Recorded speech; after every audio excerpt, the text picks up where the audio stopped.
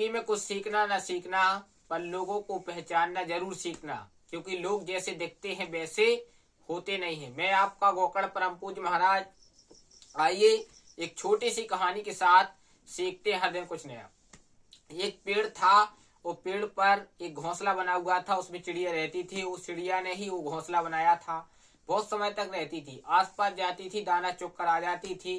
एक दिन दाना चुगने के लिए दूर निकल गई और दूर देखा कि एक खेत में बहुत सारा अनाज पड़ा हुआ, उसी खेत में रहने लगी और बहुत लंबे समय तक वास किया। और लंबे समय तक जब तक फसल रही तो दाना रहा। एक समय आया तो फसल कटने लगी, किसान ने फसल काटी तो वहां से चिड़िया को जाना पड़ा, क्योंकि वहां पर फिर दाना बचे नहीं थे। अब चिड़िया ने सोचा कि अपने घर लौट कर आए।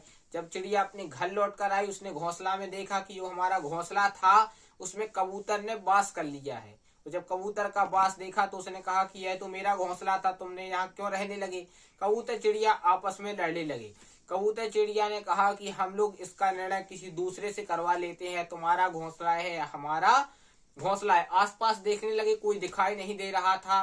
तभी आसपास वहां उन्हें सामने एक बिल्ली दिखाई पड़ी।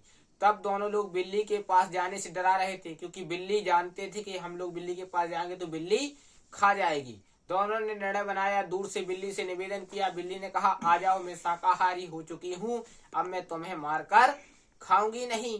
दोनों पास चले गए, बिल्ली पर विश्वास कर लिया और बिल्ली के पास गए तो बिल्ली ने झपट कर दोनों को मार गया है। कहने का तात्पर्य यही है, अगर हम समाज के बंधु आपस में लड़ेंगे, हम अगर भाई भाई, हम घर के लोग, हम समाज के लोग, एक जात के लोग, हिंदू समाज के लोग, सत्य सनातन वासी सब लोग अगर आपस में लड़ेंगे, हम सारे देशवासी आपस में लड़ेंगे तो क्या होगा, हमारे ऊपर विदेशी लोग राज कर लेंगे। अगर हम घर में लड़ेंगे तो हमारे बाहरी लोग हमारे ऊपर राज कर लेंगे। अगर हम भाई भाई लड़ेंगे तो दूसरे लोग इसका फायदा उठा लेंगे। इसलिए आपस में न लड़ें। अगर आपस में लड़ मरोगे तो दूसरे लोग आपको मारकर अपना राज स्थापित कर लेंगे। इसलिए आपस में इस कहानी से सीख मिलती है, आपसी लड़ाई ना करें, भाईचारा बनाए रखें। प्रेम से बड़ा जीवन में कुछ नहीं है। प्रेम सबसे अनमोल रतन है। एक दूसरे से प्रेम करो। आओ आपस में प्रेम करें। देशवासियों सारे लोग आपस में प्रेम करें, व्यस्त रहें, मस्त रहें और सफल बने। इसी शुभकामनाओं के साथ मैं गोकर्ण परम पूज्य महाराज आपसे विदा लेता हूँ। सप्ताह में 7 बार है, 8वां बार है आपका परिवार।